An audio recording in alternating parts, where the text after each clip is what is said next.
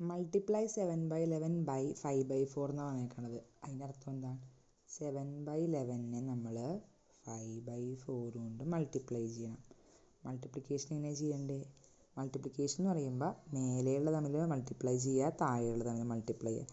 7 5s are 35/11 11 into 4 എന്താ? 44. ഇത്രേ ഉള്ളൂ.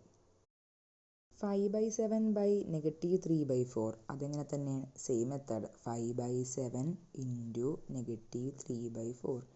5 3s are 15/7 4s are 28.